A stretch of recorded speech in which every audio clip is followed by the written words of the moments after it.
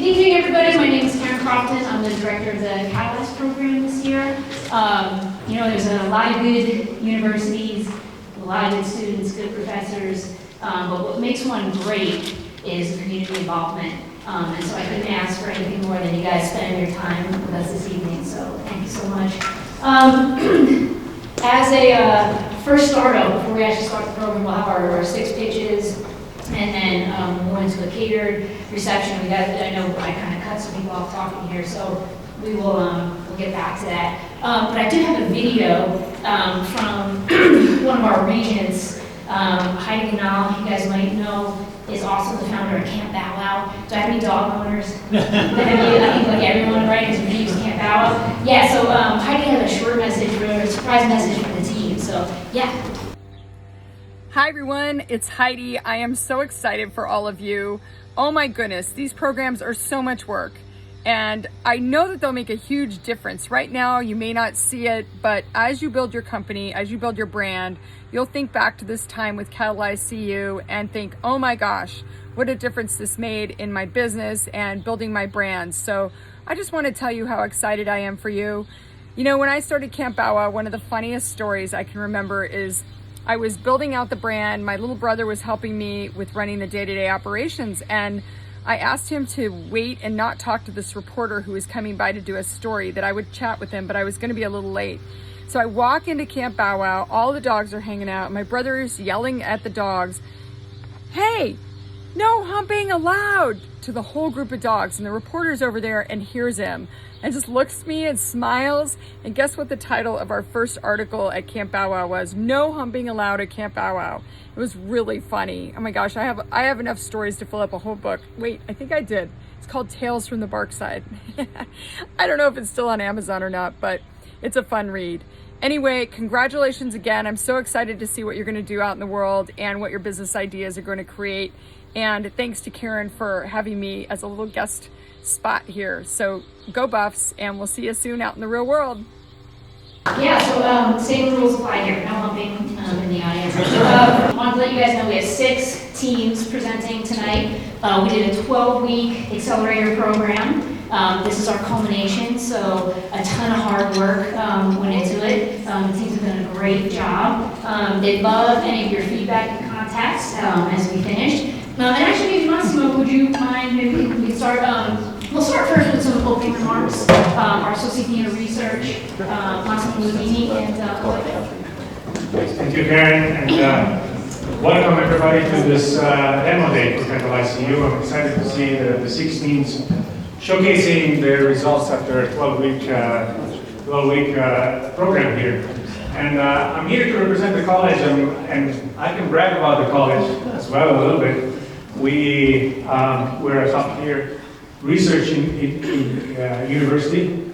Our college research is booming, I'm proud to say. It's been growing by between 25 and 30% in research dollar year after year, the last 3 or 4 years.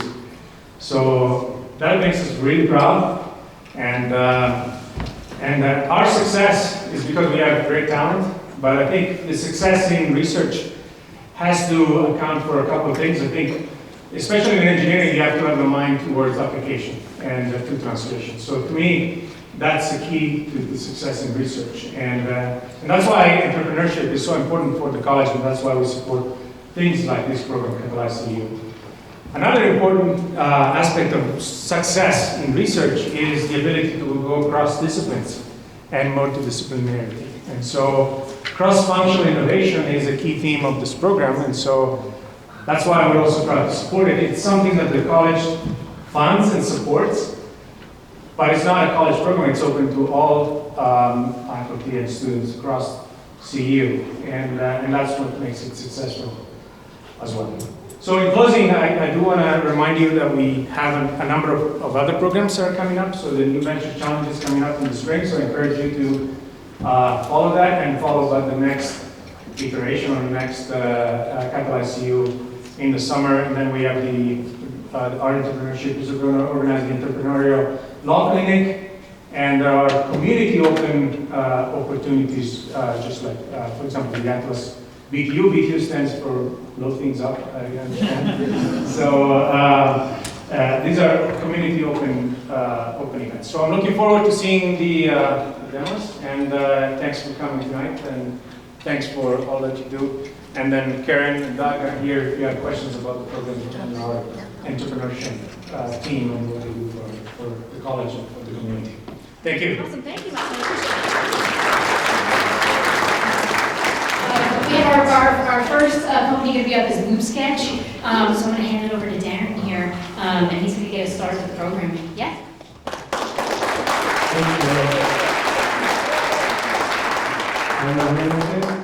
Yeah. Cool. So if you trace it all the way back, this story really starts when I met my first music collaborator. My best friend Johnny and I have been inseparable since we were 6 months old. When we were 14, we decided we wanted to learn instruments together. Johnny chose drums, and I chose guitar. Our senior year of high school, we started a terrible punk band called Cost of the Recall, complete with zombie makeup and local shows at the comic book store.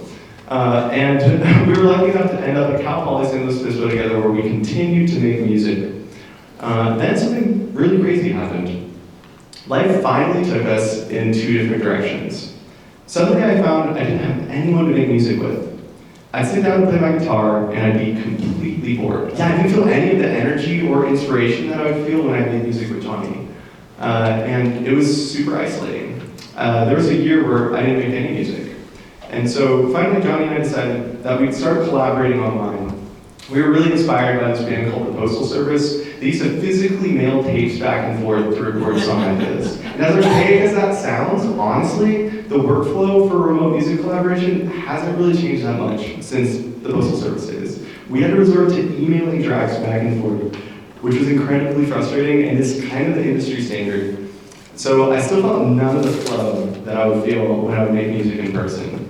My name's Darren, and today I'm going to introduce you to Loop Sketch, the better way to make music with friends, wherever they may be.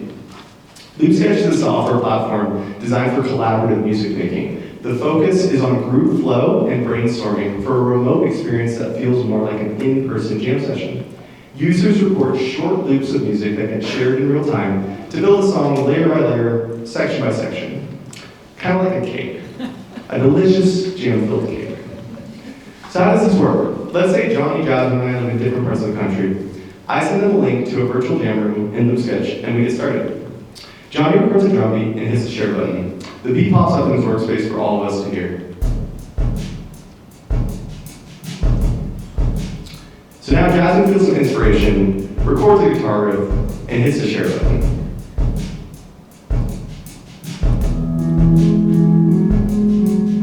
I like that. I'm gonna layer something over the top of that. Now I record a guitar riff and hit the share button.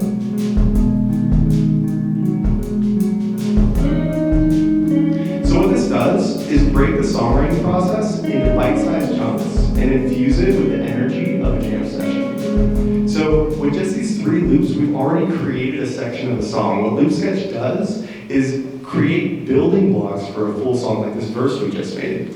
Then it allows you to arrange those building blocks into a full song with your friends together in real time. Kind of like if you were to format a Google Doc together in real time. So at the end of the day, not only have you just made one song that you can sell on a number of platforms, you also have a bunch of loops that you can sell to other musicians for them to use in their songs. And so Loop Sketch not only makes it easier for you to go from idea to finished song faster, we're also opening up an additional revenue stream for you as a musician to make money from music that you're already creating on our platform. So taking an idea to a finished song is complicated by the fact that musicians use different software to make their music. Have you ever tried to open an Apple Pages document in Microsoft Word?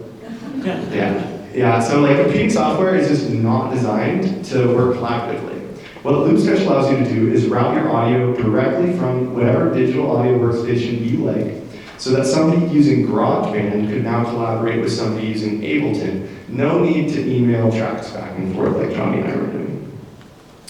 And so loop-based jamming really eliminates this need for emailing, exporting, converting, all these things that really take you out of the flow of the music making process.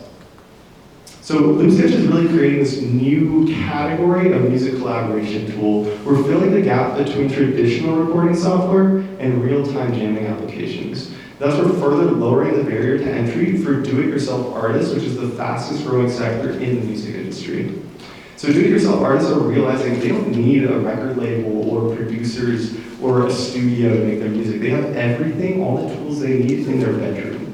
And in 2020, there were 4.7 million self-releasing artists. That's up 31% from 2019. These are the people that LoopSketch will reach. This is our customer base, and it's growing rapidly, and so is their collective wallet. They took in $2 billion in revenue in 2020. That's up from $1 billion just 1 year before. The global music production software market was estimated to be $3.2 billion in 2020. If we zoom into that number a little bit, we see where LoopSketch starts to fit into all of this. The music software as a service market and the music loops market are growing rapidly over the next decade. LoopSketch will charge $10 per month to use our software and also take a 15% revenue share of every loop sold on our marketplace. So I'm building LoopSketch because I'm a do-it-yourself musician who was completely frustrated by the current state of music collaboration software. I've talked to 25 people across the new music industry, the new music spectrum, from artist managers to do-it-yourself musicians, music professors, and all of them are excited about the time that LoopSketch will save them and the energy that it will bring to their collaborations. So a little bit about our team. My name is Darren Scholes. I'm the founder. I was a PhD student in the Atlas Institute where my research led at the intersection of music technology, machine learning, and social neuroscience. Our two software developer interns are Allison and Guzzi, and Bianca is our UI and UX designer. I also just wanted to give a special thanks to Karen and Rohan for putting Catalyze on this summer. That was a huge effort, and we really appreciate that. And also to my advisor, Ellen Du, who's been super supportive this year with LoopSketch in the Atlas Institute, as well as all the Catalyze mentors who came out and dedicated their time, gave us feedback to help us grow our ideas. So like great music, great software does not happen in isolation. So if you're interested in contributing to this project in some way, or if you're just interested in bringing people together through music, I would love to talk to you. Please reach out. Thank you for listening.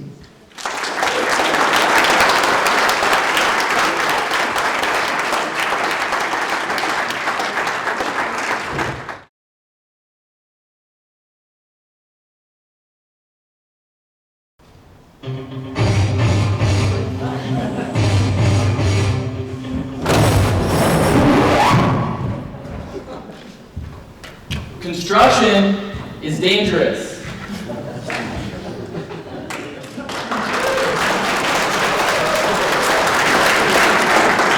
I want to share a statistic with you that keeps me up at night. Over the past 10 years, deaths on the job site have gone up by 41%. I have a personal connection to this, because my dad is in the construction industry.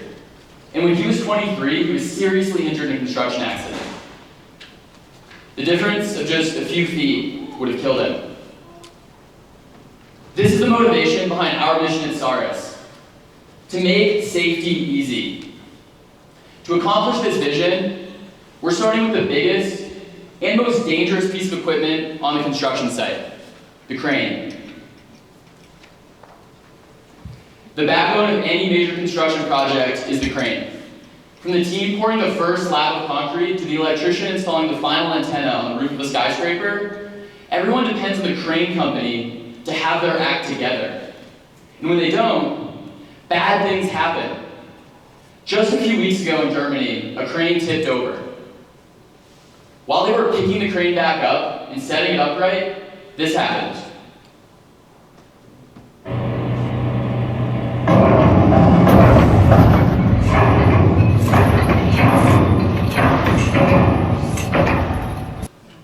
This near miss was entirely avoidable.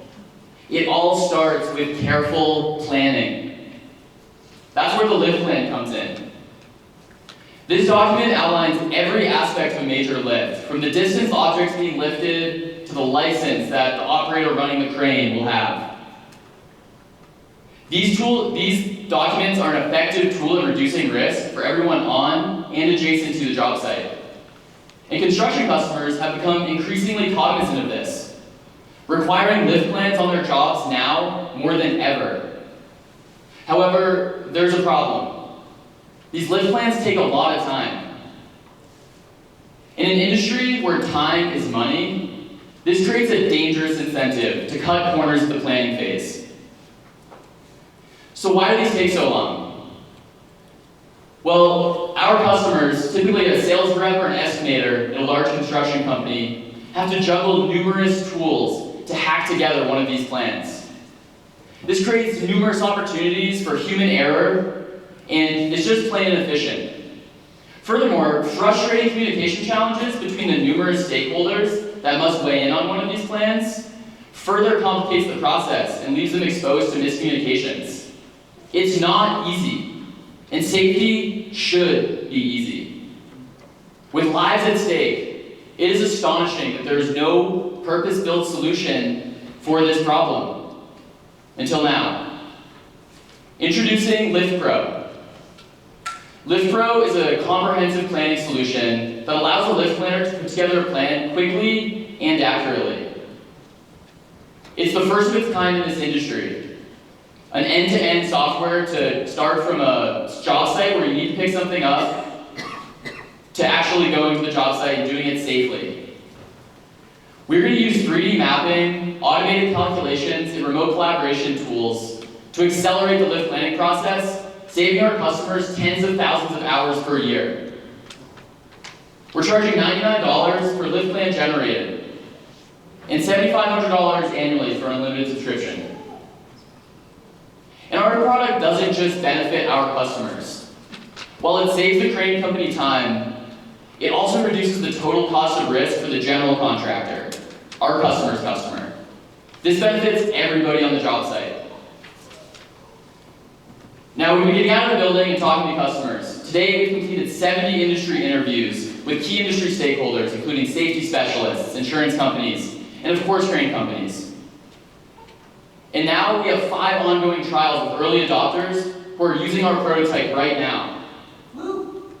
And I'm proud to share that we actually just produced our first lift plan last week for one of these customers.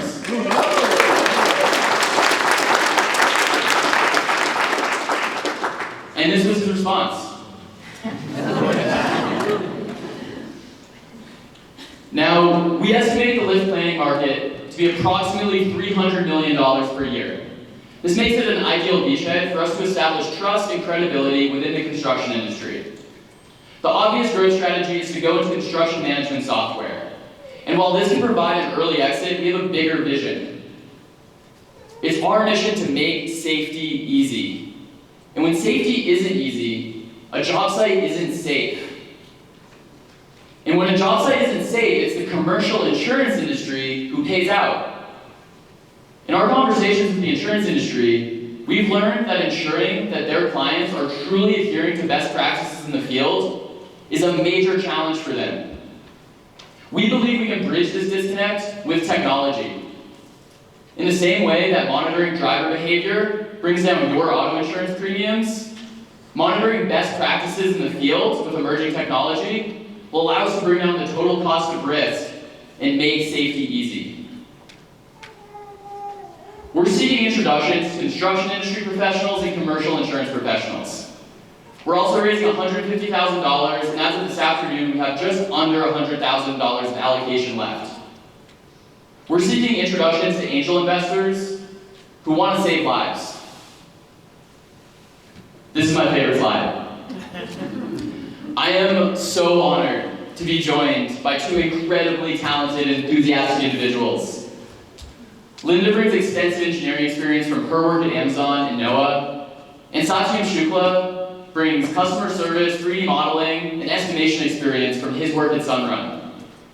We met back at CU working on technical projects as engineers, and I am so excited to be starting a company with these 2 now. And we're backed by some awesome mentors. Chris has founded, scaled, and exited a construction company and consulted for numerous Fortune 100 companies. SARS Incorporated not included. She also serves as the Director for Innovation and Entrepreneurship at CU Boulder. Jim McGivney has extensive industry experience, having served as a development manager for multiple commercial and industrial scale construction projects. He's now the chair of the board for the Estes Park Economic Development Corporation. Our team's technical expertise is complemented wonderfully by these two's business expertise. We're so lucky to have them. With that, I want to go back to that statistic. Over the past 10 years, 41% more people died on construction sites than there were 10 years ago. This is unacceptable. Linda, Satya, and I are setting out to make sure the next 10 years of the construction industry doesn't look like the last 10 years. We invite you to join us. Thank you, Karen. Thank you, Rohan. Thank you, Boulder entrepreneurial community. We really appreciate it.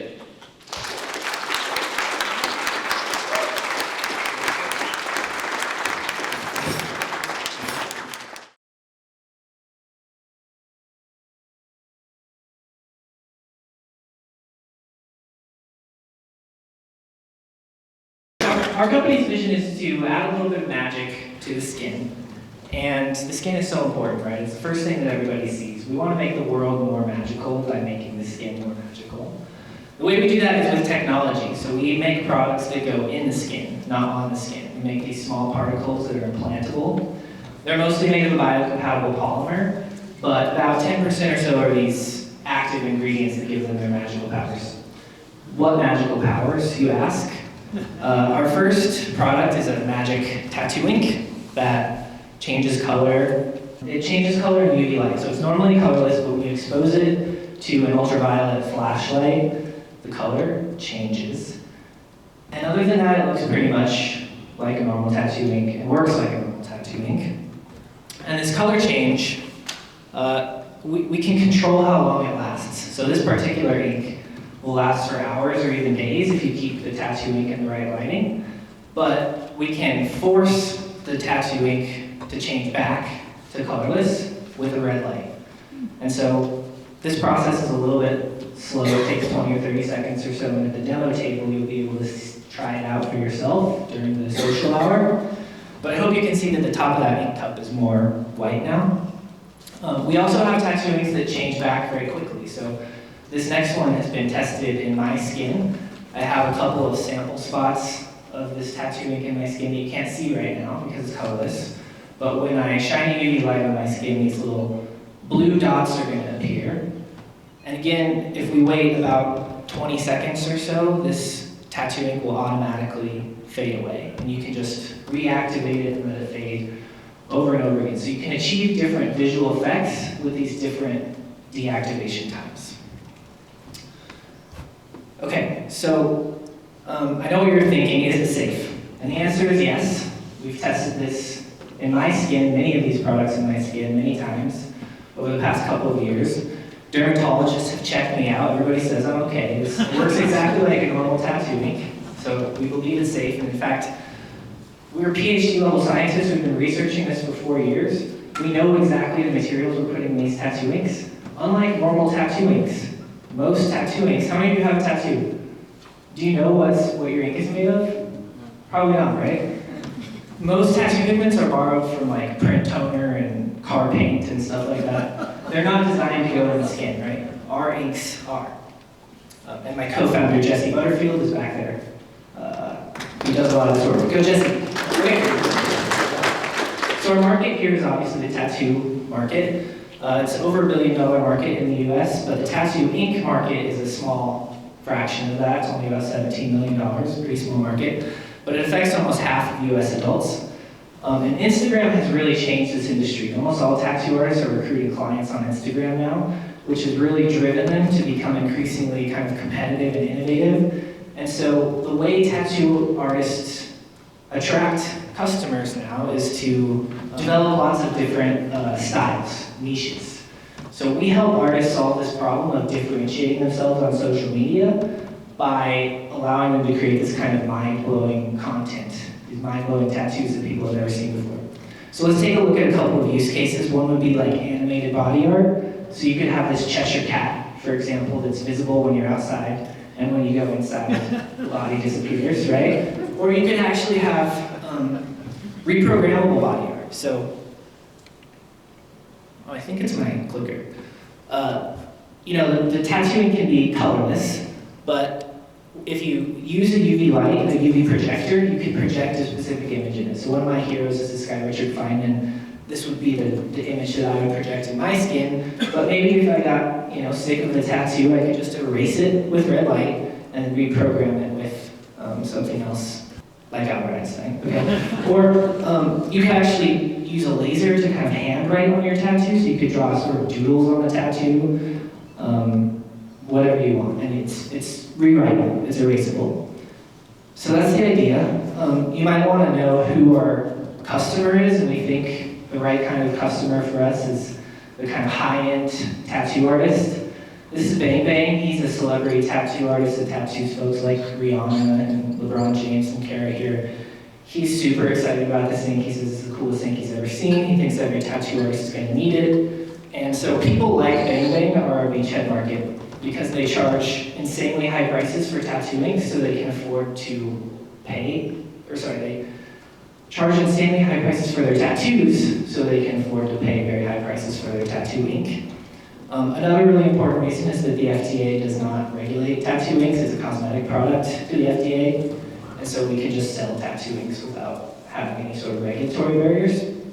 But also importantly, Bang Bang really wants to partner with us, and he has 2.5 million followers. So he's going to help us associate this ink with the best body art in the world. And he's actually flown out from New York City to see us twice. We have a letter of intent from him. He's going to become a very important part of our company.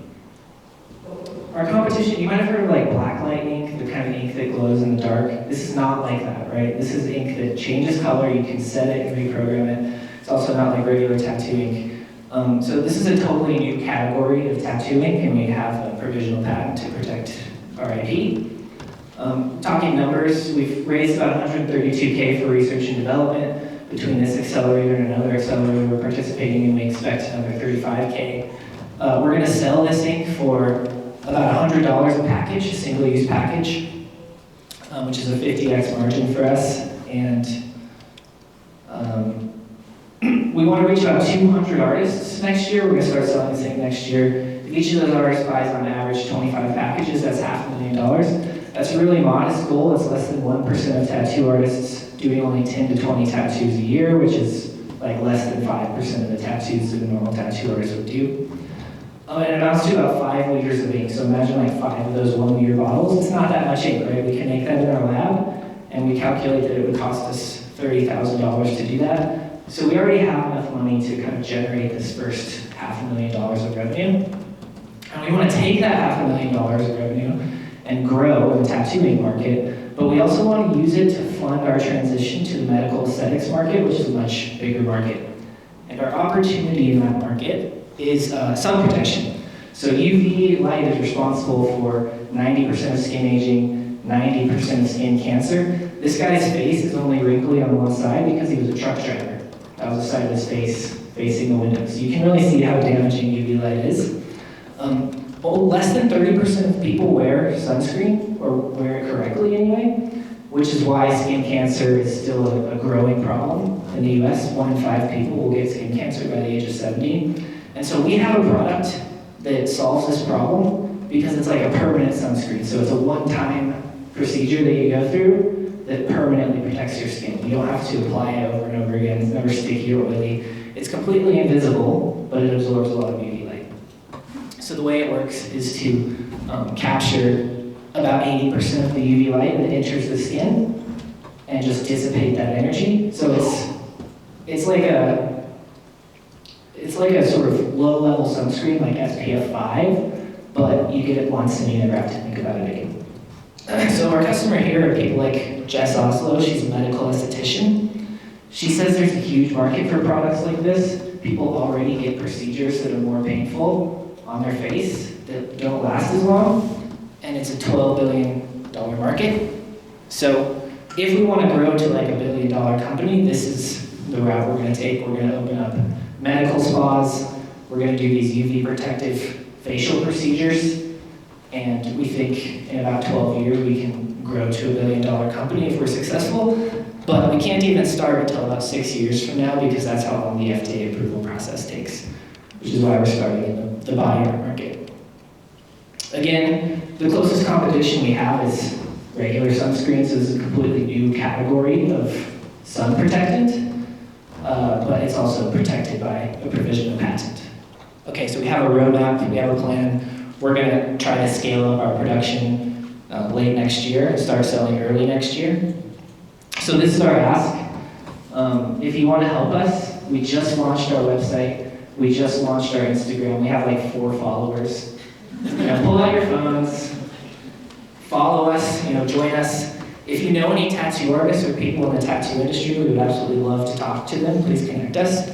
And of course, tell your friends, come visit us after the show. We've got a tattoo machine set up if you want to try using a tattoo machine, if you want to play with our inks. Those are available. I want to give a big thank you to Karen and Rohan for setting up this event and for all of the help and mentoring. You guys have been super great. And thanks to all the other teams for all of your energy. And thanks to all of you for coming and showing your support.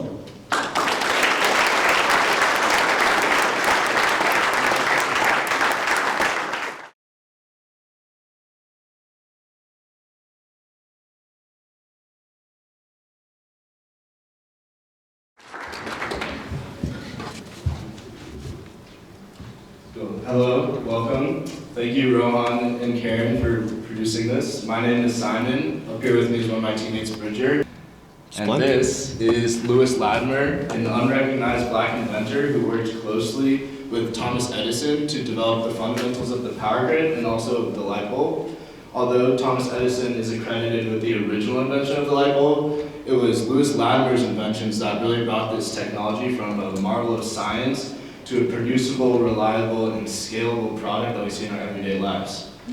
So at Latimer Controls, we really see inspiration in Louis Latimer, and we look to solar to make solar a scalable, reliable, and dominant source on the power grid in the future.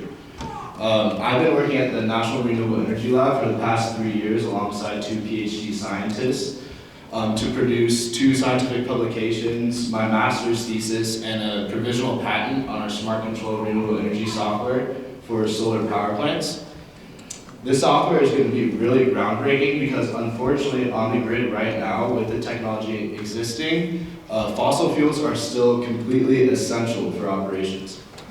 And this is because, looking back to even Louis and Thomas Edison's time, the grid was designed for energy sources that were both controllable and stable at all times. Today, we're looking to integrate more and more solar onto the grid, which is reducing our carbon footprint, but unable to fully replace these fossil fuels because with changing cloud coverage patterns that are highly unpredictable, solar is not controllable or stable on the grid without fossil support in the transmission. Looking into the future, some of the proposed solutions include battery storage installations. However, batteries are prohibitively expensive, are not sustainable due to the mining of rare earth metals, and also have really short lifespans right now, looking around like 10 years. We talked to Excel this morning in a sales pitch, and we talked to a bunch of other customers, and they all are looking to batteries, but not willing to invest in them right now for these reasons. So at Latimer Controls, we are really rethinking this process, and our solution looks at the root cause of the problem using software, and we are looking to make solar smarter. So by adding control functionality through software directly to the solar panels, we're able to make these solar panels mimic the abilities of coal and natural gas on the power plant right now. So let's see how it works. So today, when a solar field is impacted even by a partial shading event like this, the entire power plant loses power all at once. So as you can see in the bottom left corner, the power output is extremely unstable, which is not profitable or useful on the grid. With our technology that we like to call SCORE, we are able to segment parts of the power plant to recognize when they are shaded and therefore signal to other parts of the power plant to overcompensate the production to maintain a stable output, as you see right there. So with this technology, we are able to make solar a controllable source on the grid, controllable and stable. And then looking into the future, as batteries do become more affordable and more sustainable, since we are a software-based platform, we can easily integrate with these batteries, which will actually end up extending the lifetime of these batteries due to smart control. Great.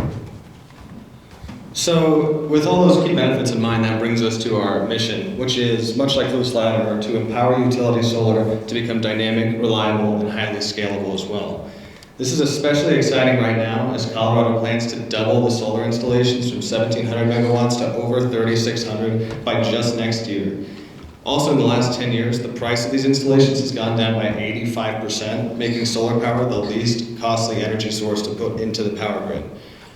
Another key thing that's going on right now is actually the infrastructure bill has a $73 billion section exclusively for stabilizing the solar grid.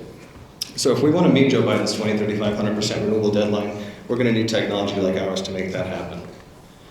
So our Smart Control of Renewable Energy software, or SCORE as we like to call it, is not only revolutionary, but it is also profitable. Almost half of the fossil fuel plants, coal plants on the grid right now are operating at a loss, and so they are scrambling to find ways to transfer over to solar, but they still need something that can provide that stability and consistency of the power that coal plants produce. If they swap to solar using our technology, they can realize 52% savings on their coal stability cost, making the transition away from coal a lot smoother and making it a lot easier to decommission these plants.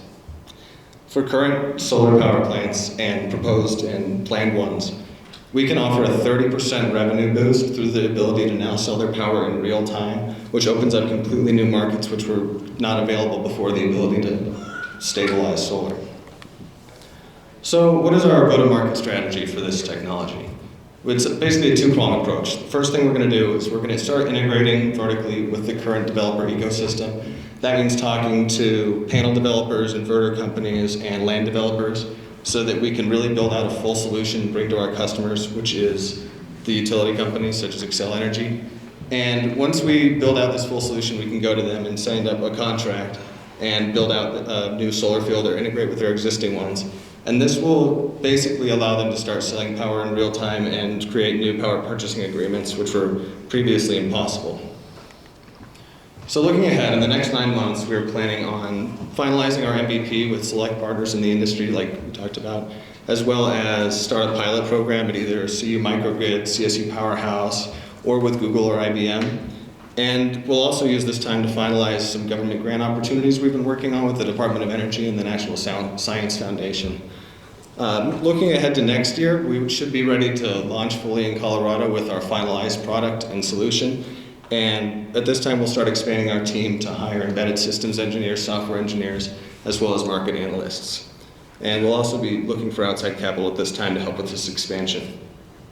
So who's the team that's going to make this happen? We have Simon Julian, who is the inventor of this technology and the founder, Tristan Liu, who is our embedded systems and product management specialist, Zach, who is our regulatory and market analyst, and myself, who will be spearheading our sales and marketing efforts. We're not at this alone, though, as we have our advisory team, along with the great people at Catalyze who've helped us for the last few months. We also have Dr. Hodge and Dr. Sajdi, who helped Simon develop this technology at NREL. And we've been working with 1000 Greta and CU Venture partners to help with all sorts of things, from business development to grant work and networking, all that sorts of stuff. There we go. So looking ahead, at Latimer Controls, we not only envision a future of 100% renewable energy, we can see the path leading to it. As our technology is implemented at a higher and higher scale across the grid, not only will we be able to control utility scale solar, we will also be able to connect distributed solar, batteries, and offshore wind to create an entirely smart grid for a 100% renewable future and make fossil fuels a thing of the past. So, thank you so much for coming. We are Latimer Controls. If you'd like to learn more, or if you have any connections with private utilities, solar developers, or inverter manufacturers, please don't hesitate to reach out to team at Latimer Controls or come talk to us after the presentation.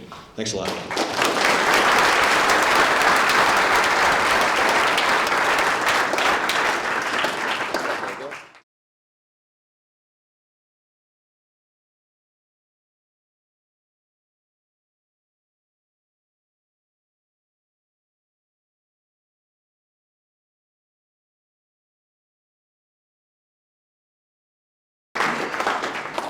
We are Swift. We are the future of buying sneakers. It was January 26th, 2020. First I got a text from my friend. It didn't make any sense to me. And then I got a call from my parents. Did you hear what happened? Yeah, I said, I don't understand.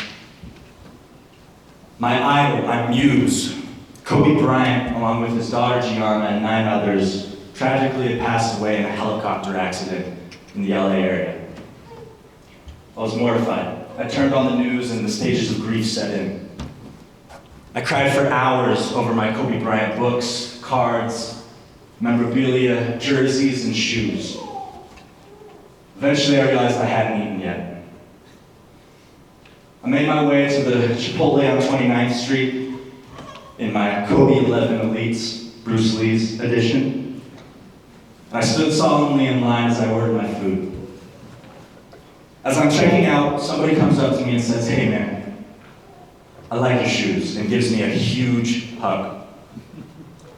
That moment transcended sneakers. It is a moment that I'll cherish for the rest of my life. Sneakerheads are more than individuals with material obsessions and true enthusiasm. They're a like-minded community of individuals who come from all sorts of different backgrounds, race, color, and creed. Sneakers are a social connection vessel and have even become a vessel for civil rights on the NBA court. But sneakerheads today face 3 main problems. First, Nike and Adidas have caught on to selling tactics where scarcity drives demand. This creates what's called hype.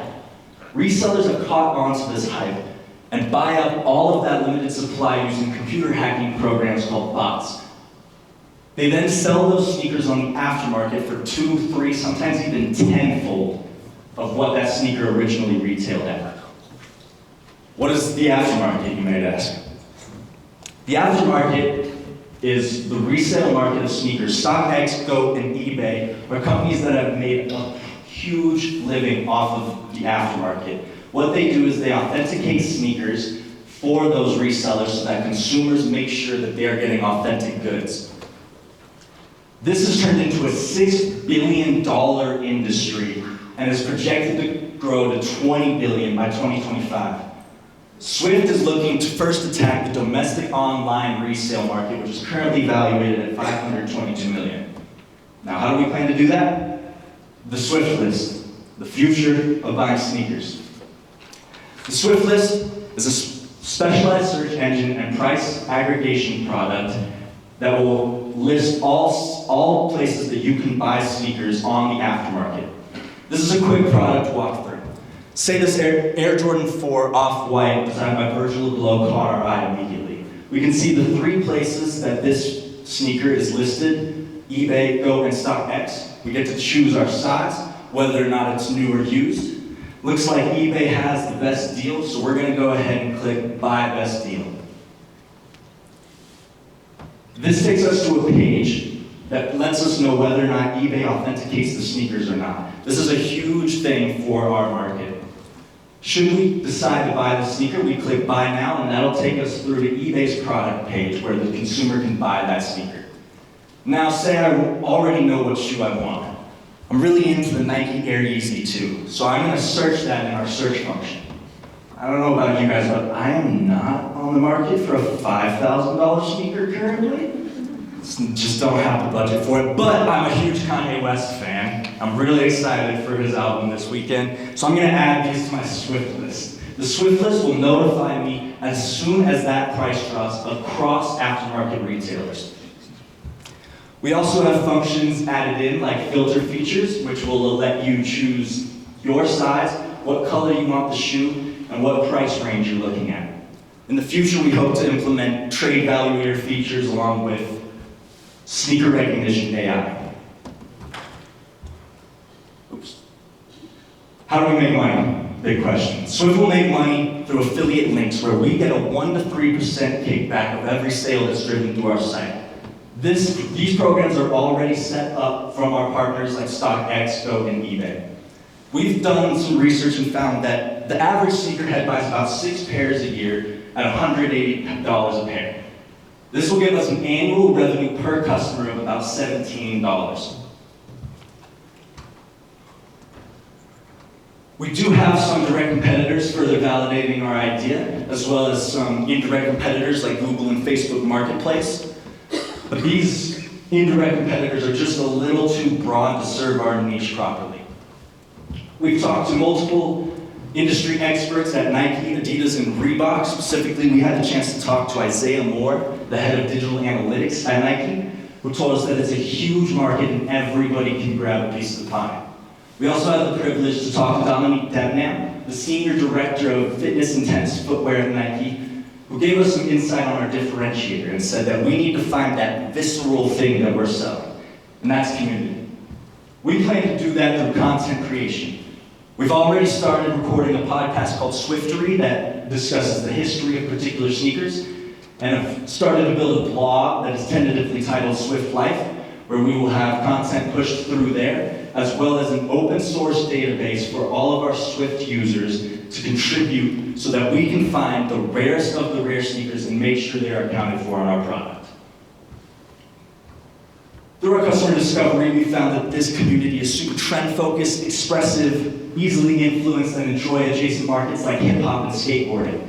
For my hip-hop heads, that is the MF Doom Nike Dunk on the board right there. That originally retailed in 2007 for $150. This morning on StockX, it was listed at $2,000 for a size 11, just to give you an idea of the value that these sneakers hold. This is our team. We're a group of synergetic sneakerheads ourselves, so we're deeply rooted in the community and understand the market very well. We have Sandy. He's the captain of our ship with the biggest collection of us all, rightfully so. He's head of product design and handles all the UI UX. Evan is head of operations and finance. I just happen to be the guy who talks the prettiest, so that's my job. And I want to give a shout out to Omar in the back. He laid the groundwork for our MVP that we are currently looking to have out this fall.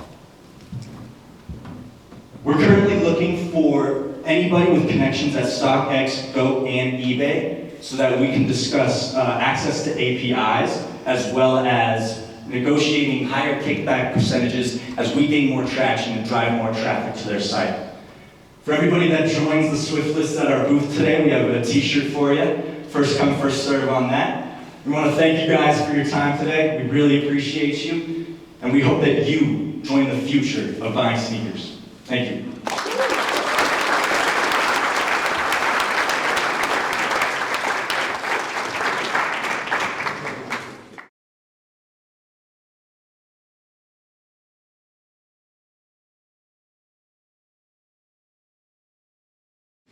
Okay, my name is Zan. I'm Zan Bennett. I am going to be presenting our company today, Social Dynamic.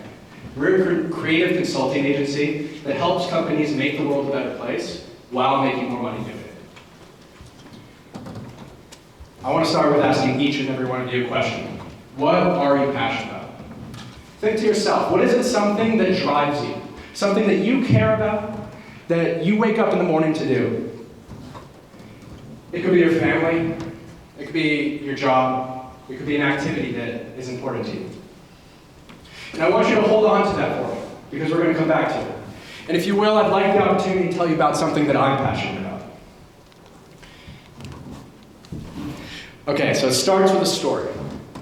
When I was a teenager, I had the opportunity to do some volunteer work in Bangladesh. And this slum that we're looking at has more than twice as many people in Boulder, in the middle of one of the most densely populated cities in the world. And in this slum, one of the many places that we were able to visit and contribute to were these birthing centers. 3 of them, in fact. And these centers, every day of every week, of every year, people give birth. And there's a mattress in the back, and the door doesn't close properly, and they lack many of the things that you need for something like that. They lack running water, and they don't always have antiseptic. And this is a story that stuck with me, because as we're trying to contribute, it's hard to get to Bangladesh. And even if you're there, you can put your efforts towards, but it's really the amount of hours that you put into it that contributes to the amount of work you can. And so this kind of grew a passion to do work whenever I got the opportunity. Around the world, there's different problems that exist. You know, some of them humans face, some of them working in climate change, or social injustice, or animal welfare. But one thing that brings all these together is that what really you need to fix these problems is attention and resources. That's the missing piece, because you can only spend so much time on one thing, and when you leave to go work on the next project, all of a sudden this project that you're working on, maybe it goes back to how it was. And so how can you create systematic change that addresses problems around the world? Now I want to come back to what we were talking about earlier. What are we passionate about? At the same time that I was looking into nonprofits and work around, I started growing an early career in marketing. And the one question that they ask you in marketing is, why do I care? What's the thing that matters? Why do I buy this product or this service? And with these impacts, these stories, we found reasons for people to care. And there's this natural synergy between how we can help projects and how companies can be able to get a reason to care. And so that's what we do. We found that this model is something that companies already tap into. Nike's huge spike in attention here comes from their Colin Kaepernick, the Colin Kaepernick campaign. Believe in something even if it means sacrificing everything. This was a movement where they're able to gain their highest stock price, and they're able to drive systematic change with over 40 million they donated to the cause. They understood their values as a company. They aligned their values with the values of their customers, and they created meaningful change while making more money.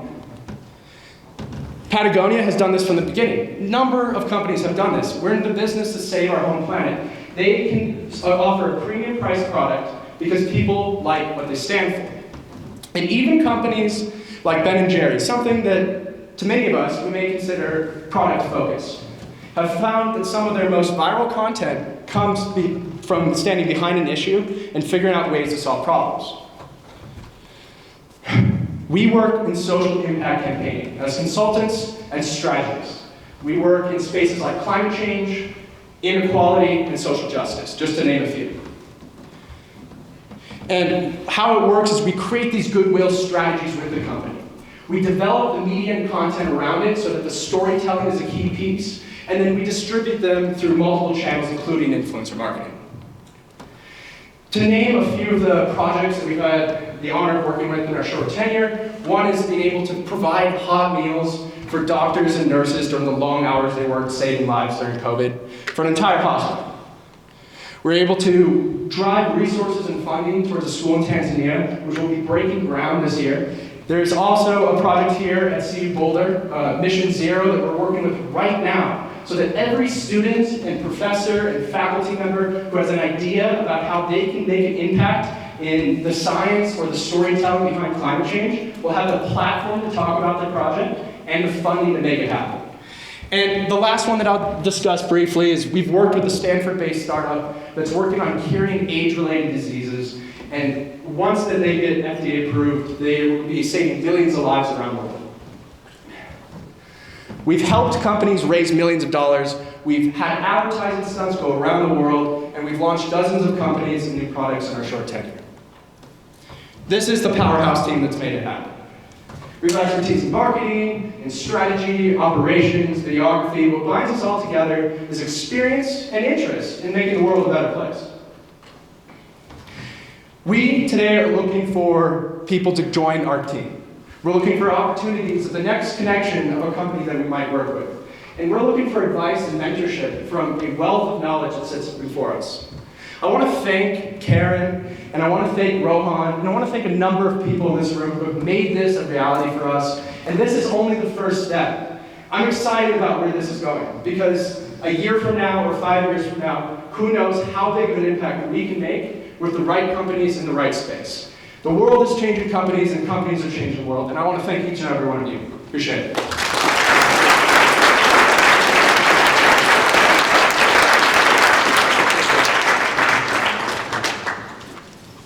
Awesome, thank you. So I think comments, and then I know you guys want to actually talk to the team, so we'll get going with that. We do have a few thank yous too. I think the names Brad, Amy, and Dan and Cindy probably need no introduction. They're big supporters and donors to the Catalyze program, so I want to make sure we thank them as well.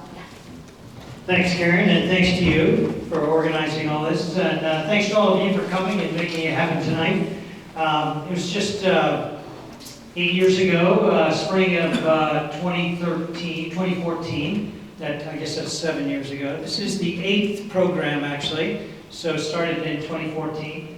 I sat down with Brad Feld and Dave Cohen and said, could you explain to me what an accelerator is? And so, first thing Brad says, have you read my book? And no, so he got the book, gave me the book, go read that. If you've met with Brad, you know how he does that. And so that got us started. And so I had two co-founders, a couple of students, Fletcher Richmond, who graduated that spring and has been a long-term entrepreneur and is now down in Austin doing that. And Ashley Tillman, who was a business student, graduated there and worked with us. So that began the program, now the 8th cohort of this class that went through tonight. So really exciting to see you present and all your ideas.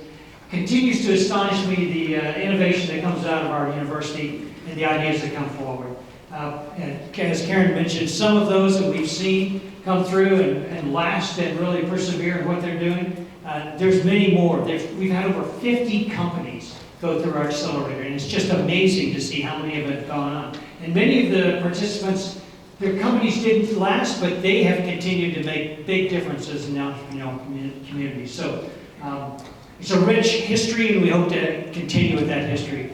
Tonight, though, the focus is on these 6 companies. And so thanks for your support of them. We look forward to having the social time afterwards and connect with them, be it for mentoring, ideas, networking for them, or investment. Some of them, I'm sure, are looking for investment. And so the next steps of that are always tough. How do you begin those conversations? So again, thanks for tonight. Thanks for joining with us. Look forward to some time together. Enjoy the fellowship, the conversation, and a few drinks and hors d'oeuvres. Right, Karen? Right, yep. All right, give up a round of applause for our 16.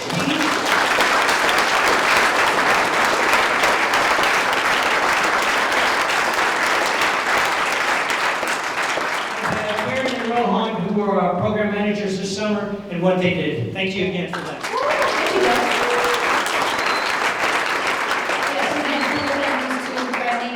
And then Rohan, where's Rohan? Hey, Rohan was our favorite question. And listen, I cannot be in between you and a beer or wine. So alcoholic beverages here, non-alcoholic out in the hallway, and then we also have individually wrapped hors d'oeuvres, some vegan options as well. Safe. Yeah, that's right. That's COVID, and they made me do it individual. So thank you all again for coming and being patient with our technical issue. Appreciate it.